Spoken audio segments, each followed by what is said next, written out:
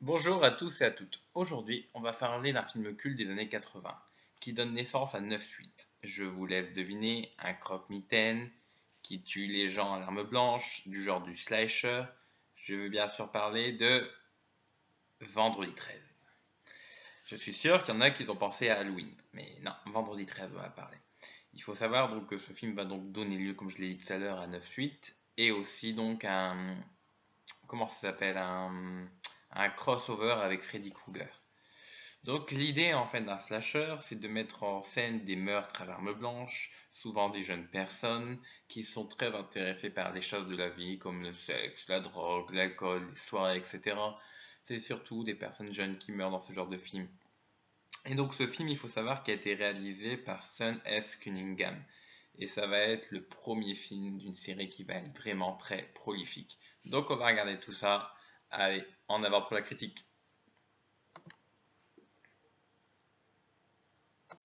Alors, toujours en quête d'une culture horrifico-cinématographique géante, j'ai regardé Vendredi 13, film plutôt connu, enfin de nom, et je vais vous dire mon avis, c'est bof. Vendredi 13 est culte pour sa violence et l'un des plus rentables films d'ailleurs d'horreur du cinéma de genre de l'époque. La colonie de vacances de Crystal Lake, dans le New Jersey, a été fermée voici 20 ans après une série de crimes et d'accidents atroces qui n'ont jamais été élucidés. Malgré de nombreuses mises en garde, Steve Christie, son nouveau directeur et quelques moniteurs remettent la bâtisse en état afin de favoriser sa prochaine réouverture. Mal leur en prend, l'un après l'autre, tous les jeunes gens trouvent la mort, frappés ou transpercés par différents objets tranchants ou contordants. Vous me direz peut-être coïncidence, mais seule Annie, la cuisinière, semble échapper au massacre sanglant. Bouleversée par les événements, elle croit pouvoir quitter cet enfer lorsqu'elle aperçoit un véhicule sur la route menant au centre.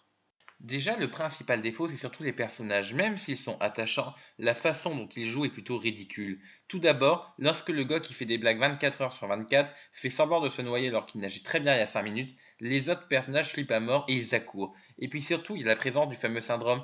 Il y a un gars qui veut me buter, je le fais s'évanouir, puis je m'enfuis en courant au lieu de l'achever. Ou le très fameux. Il y a une arme, on part sans.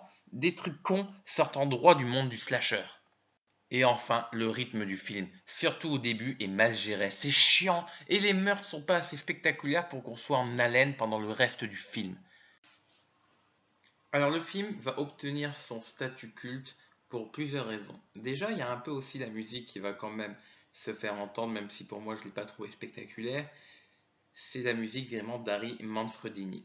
Et à côté de ça, il y a aussi les effets gore pour l'époque qui étaient assez spectaculaires. Et c'est Tom Savini qui fut en charge de les réaliser.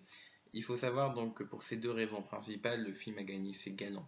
Il était assez novateur à l'époque, car on n'avait pas eu la vague des slashers des 90, mais malgré tout, pour moi, il y a un manque de quelque chose.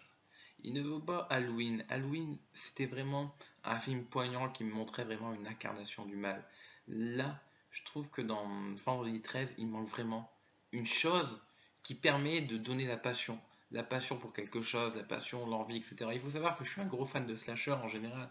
J'adore les screams, j'adore les Halloween. Après, il y a aussi les Freddy. Je suis un grand fan de Freddy Krueger. Mais Vendredi 13, j'ai du mal. J'ai vu pour l'instant qu'un film à la saga, un seul film. Et j'ai pas envie d'en regarder les autres, mais je vais quand même la regarder parce que je suis un gros fan de films d'horreur des 80-90. Je trouve que c'est une époque où on osait faire quelque chose de novateur. Maintenant, quand on parle d'horreur, ce qui me déçoit le plus, c'est qu'on s'engouffre dans la faille. On s'engouffre dans la faille commerciale. Un film marche, et ben on va avoir 10 autres ersatz de ce film-là. Pour moi, c'est pas ça le cinéma. Le cinéma, c'est la passion. C'est de faire l'envie de quelque chose de novateur. Donc voilà, voilà ma petite critique donc de Vendredi 13 et je vous dis à la prochaine.